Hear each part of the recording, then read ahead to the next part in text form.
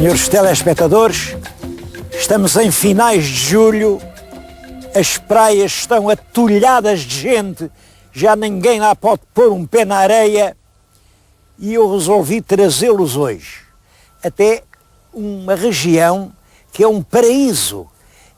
Há lugar para todos, aqui ninguém acotovela ninguém.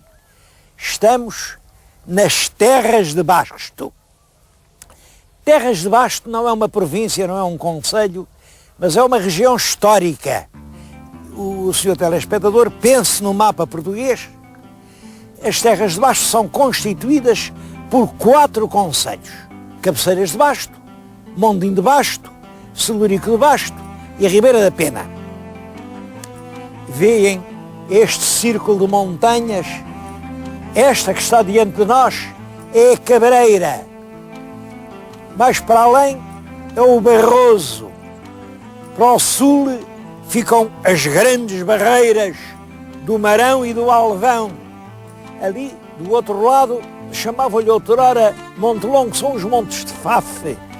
E é aqui neste imenso anfiteatro de cadeias de montanhas que fará agora, não sei, uns 3.000 anos, se veio instalar um povo, os Bástulos, que deixou o seu nome definitivamente ligado à terra. Aqui mandavam os Bástulos. É por isso que hoje se lhes chama Terras de Basto. São 4 concelhos, têm todos muito que ver. Eu vou só dar uma volta rápida por cada um dos 4 concelhos e quase que recomendo ao senhor telespectador: não deixe passar este verão sem dar uma volta pelas Terras de Basto.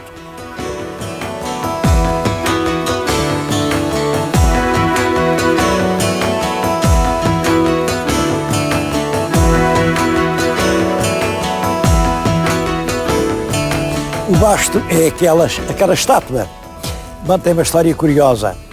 Como havia a expressão Terras de Basto, a certa altura apareceu enterrada uma estátua provavelmente de um velho guerreiro lusitano.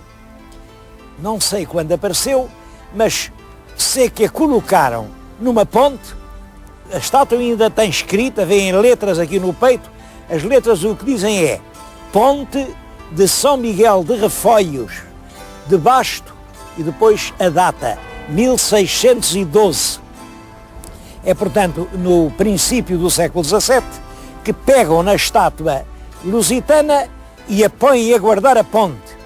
É claro que depois, pelo tempo fora, foram fazendo tropelias. A cabeça, essas estátuas geralmente apareciam degoladas, sem cabeça. Que é do século XIX, tem uma barretina de soldado de cavalaria, foram consertando o vestuário e em vez dos seus trajos pré-históricos foram fazendo à moderna. Ele já esteve até pintado. Quando o professor Leite Vasconcelos passou por aqui, viu pintado e ficou indignado. Dizia-se que o Basto estava a guardar a ponte e a dizer a quem vinha: até aqui basto eu. Bastar, no sentido de ser suficiente para defender a terra. É claro que tudo isto são lendas. A única verdade é esta: houve aqui uma população, os Bástulos, de que nada se sabe, mas essa expressão vem a crismar uma estátua lusitana que aparece muitos séculos depois. E hoje é a estátua aqui, uma espécie de ex-libris da Vila de Cabeceiras. Estou-lhes a falar em Cabeceiras de Basto, que é uma das povoações mais importantes de toda a terra de Basto.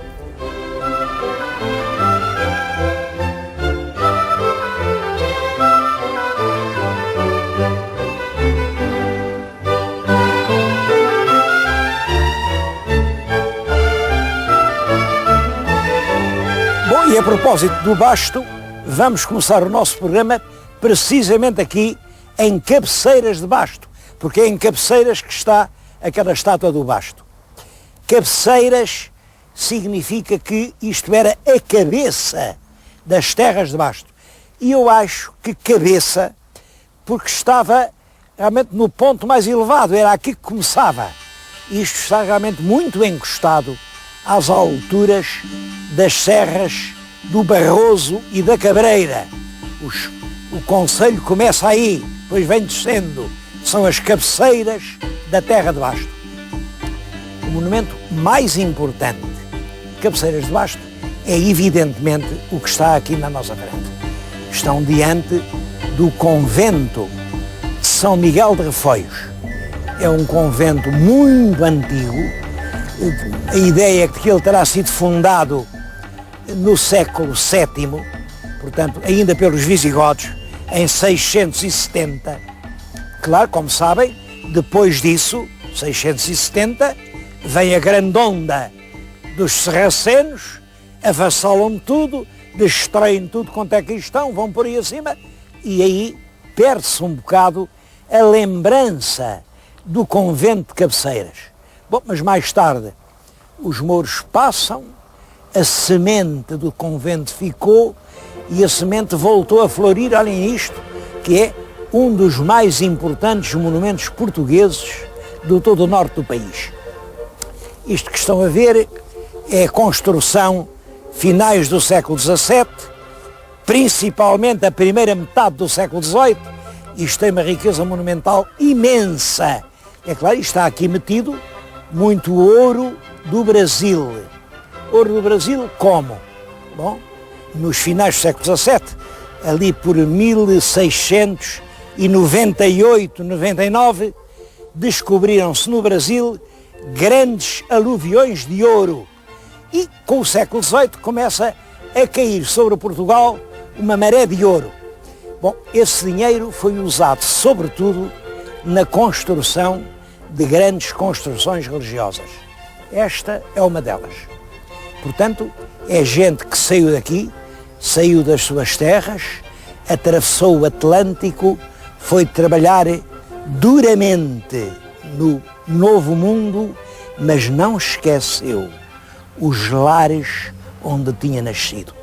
E foi com dinheiro dessa gente, portugueses ausentes, grandes trabalhadores, foram capazes de ao mesmo tempo modelar a face gigantesca do Brasil e aqui, nas suas pátrias distantes, fizeram nascer monumentos grandes como este e tantos aqui por toda, eu digo em todo o norte, não é só em todo o norte, é em todo o país. Tudo isto representa o amor de portugueses ausentes à terra em que nasceram. É por isso que eu vim aqui às Terras de Basto fazer este programa, que estou a fazê-lo e estou a pensar especialmente em vocês, nos portugueses que me estão a ouvir e que nem sequer agora, em julho, neste julho quente, nestas férias grandes, puderam visitar as terras de onde partiram. Aceitem a minha homenagem, é uma coisa simples, é realmente em vós, trabalhadores distantes, que o meu pensamento nesta altura evoca. Um convento muito antigo, já lhes disse, século VII, renasce no século XVII, 1000 anos depois, mas ele modelou profundamente todo este país do Basto. Modelou e ainda hoje se sente. Aqui toda a gente casa pela igreja, toda a gente manda os filhos batizar a igreja e tudo isso significa a ação evangelizadora dos monges beneditinos durante cerca de 1000 anos. Agora já não há monges, as obras que eles nos deixaram continuam a ser o melhor que temos para ver. O senhor telespectador, se quiser vir aqui a Cabeceiras de Basto, eu indico uma data que me parece que é ideal. Entre 20 e 30 de setembro são as festas do concelho. Todos estes restaurantes oferecem iguarias realmente formidáveis, baseadas essencialmente aqui na carne do boi do Barroso. o rico cabrito, que agora já está reconhecido internacionalmente. O cabrito que é uma delícia. Ora, entre 20 e 30 de setembro, se quiser assistir à procissão de São Miguel, venha em 29 de setembro. É das grandes festas do norte do país. Siga o meu conselho e vai ver que não perde o seu tempo.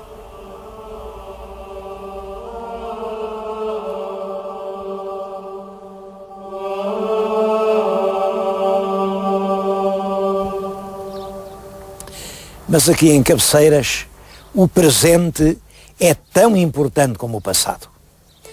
Está a nascer uma atividade industrial florescente, já se empregam na indústria mais de 500 pessoas, em muitos casos são empresas fundadas por pessoas que tiveram que andar lá por longe, foram imigrantes e voltaram e encontraram aqui a sua vida. Ainda agora, venho daquelas serranias que vêm ao longe, aquilo eram tudo serras bravas, só havia penhascos e cabras.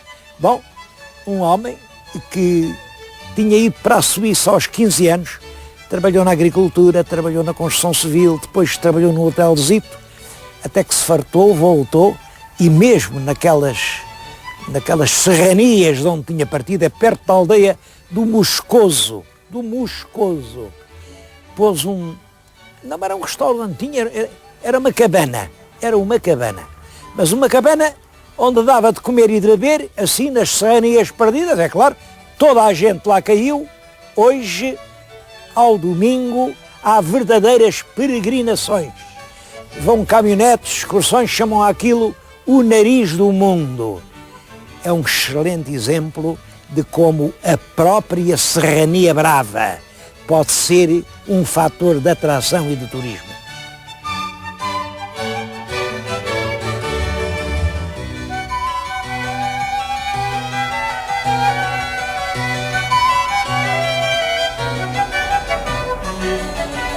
No outro extremo das terras de Basto fica a vila de Celurico. Celurico é a mais minhota de todas as terras de Basto. Para além daqueles montes, não longe daqui, já fica Amarante. Bom, e também Celurico é uma terra progressiva, continua a crescer. Ainda há poucas semanas inaugurou uma praça nova com uma estátua ao Cardeal Ribeiro, que, como sabem, morreu há pouco tempo e nasceu aqui. É uma terra em franco progresso.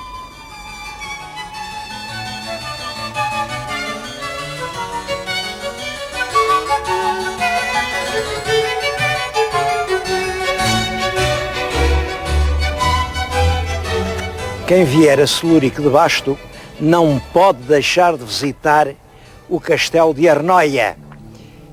Aliás, penso que foi este castelo o lugar de início de toda a ocupação cristã desta região entre o Minho e Trás-os-Montes. A quem chega entregam alguma propaganda. Esta diz: aceite o nosso convite para vir às terras de Basto, onde poderá, e depois em primeiro lugar, visitar o castelo de Arnoia, interessante monumento de arte militar anterior ao ano 1000. É um convite que se deve realmente seguir. Agora, francamente, não se convida uma pessoa para visitar um lugar para depois se apresentar um caminho como este. Um caminho que eu acabo de subir, rasguei as mãos, tenho-as a sangrar, está cheio de silvas, de carpos, é assim uma vereda escalavrada pela invernia, onde uma pessoa, até um bicho mal consegue passar. É com imenso sacrifício que se chega cá acima. Quando se chega cá acima, sim, valeu a pena o sacrifício. O panorama é espantoso e o castelo é um monumento cheio de interesse. Bom, mas aqui fica esta chamada de atenção. Mandem rapidamente reparar o caminho, porque isto é um monumento nacional e quando uma terra tem a honra de ter um monumento nacional, tem também os ónus das responsabilidades respectivas. Tem de haver o caminho de lá ir. Senão, não é nacional. Que nacionalidade é essa onde ninguém pode chegar?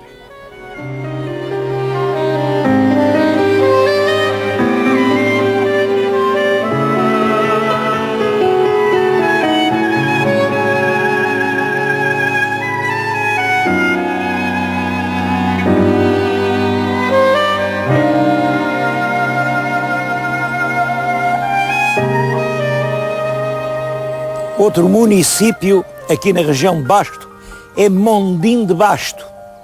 Estamos a ver Mondim de Basto, é uma terra progressiva, não muito grande, cerca de 5.000 habitantes, mas ativamente comercial. Nos dias 2 e 22 de cada mês há uma feira, vêm aqui pessoas de todos estes montes à volta fazer compras e, além disso, uma terra com bastante importância histórica, com velhas igrejas, com uma grande presença. Fica junto do rio Tâmega. Foi, aliás, creio, o Tâmega que a fez nascer.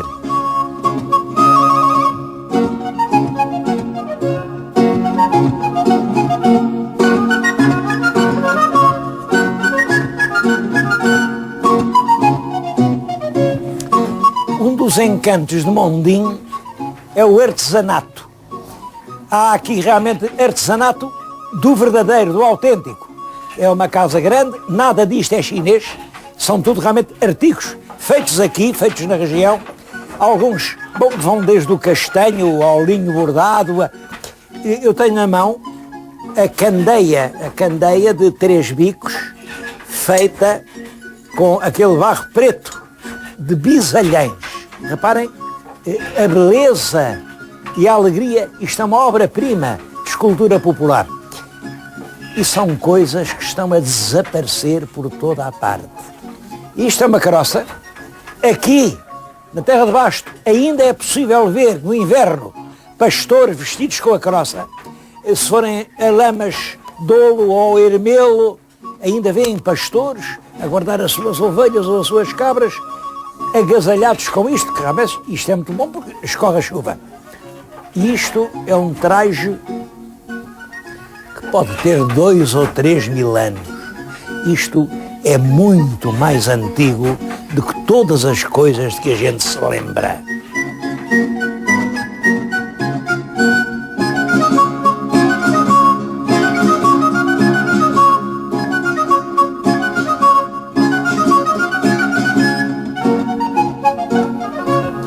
Uma das curiosidades aqui de Mondim é a igreja de Atei. Até eu estou diante de um dos pórticos laterais, é uma igreja românica, talvez do século X, e está ligada à lenda da morte dos 7 condes. Isso é muito curioso, porque é uma lição sobre os costumes medievais que as pessoas às vezes não têm bem em conta. As pessoas julgam que no tempo da fundação de Portugal os costumes eram como agora. Tenho visto livros em que se faz essa gravíssima confusão. Parece-me que já uma vez contei essa história dos 7 condes. O Dom Afonso Henriques vinha de viagem, vinha de longe, entrou na casa de um conde, coitado, vinha cheio de fome, e disse para o conde, quer comer, e o conde saiu dali a correr e foi preparar comida para o rei.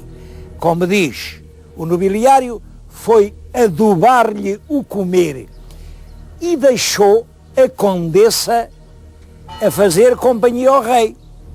Bom, e enquanto o marido adubava o comer, o rei namorava a condessa.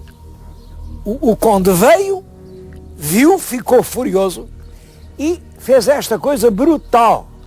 Mandou tosquilhar a condessa, montou-a numa burra virada para trás e deu-a a gozar aos rapazes. O Dom Afonso Henriques soube, ficou muito zangado e disse-lhe, olha que por menos do que isso o meu avô cegou 7 condes. Ora bem, uma lenda antiquíssima é que os 7 condes que foram cegados pelo avô de Dom Afonso Henriques estão enterrados nesta igreja. Eu julgo Isso é uma lenda que tem a ver com a escultura das portas laterais. Tem realmente os cadáveres e tem o que aparentemente poderiam ser globos oculares. Conto isto porque esta história brutal, que naturalmente é uma lenda, tem um ponto de verdade que eu só agora também encontrei. Lê-se nos costumes de Torres Novas que era costume, quando a mulher cometia o adultério, o marido podia obrigá-la a ir exercer a prostituição. E os bens dela revertiam a favor do concelho. Devo dizer que os costumes de Torres Novas dizem isto. E a crónica diz que isto é costume aqui em Torres Novas. Isso não é costume porque as mulheres não têm esse comportamento. Eu acho isto um grande elogio para a gente de Torres Novas. E o episódio marca-nos bem a barbaridade brutal do tempo, olhem, do tempo em que esta igreja foi construída.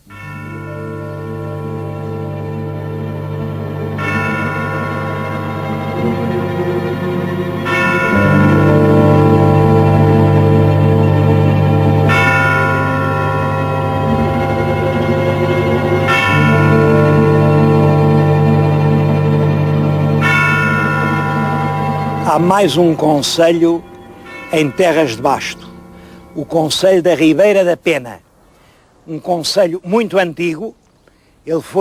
O foral é concedido pelo rei Dom Afonso IV, portanto no século XIV.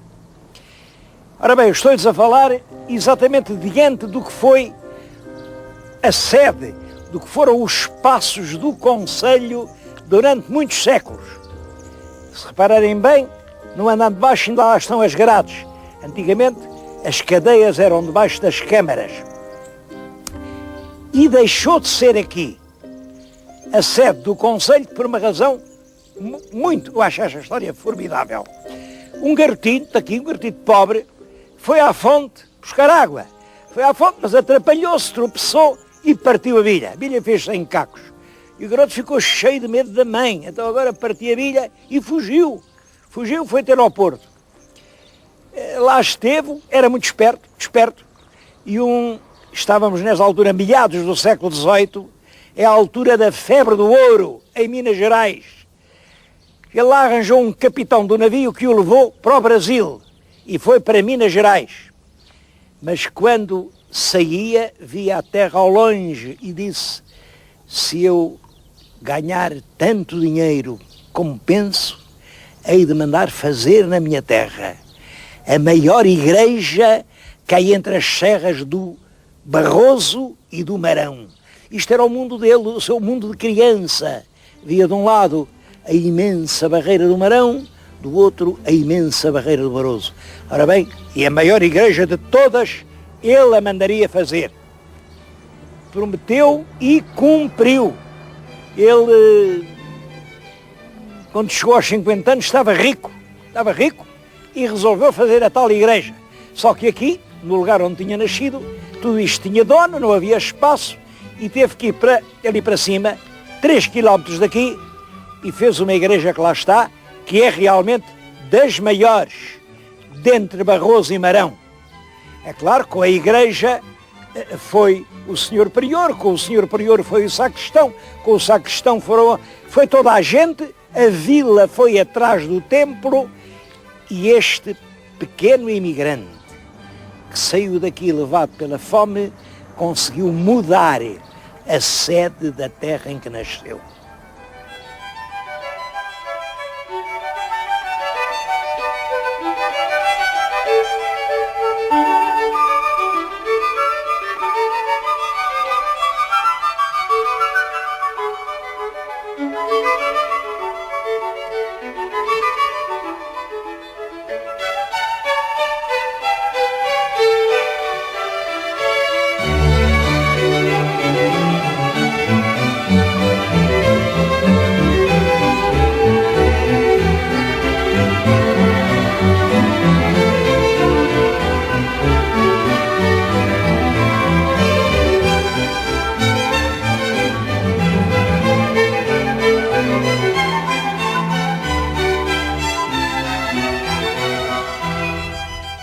Na Terra de Basto não há aqueles grandes hotéis das regiões de turismo, nada disso.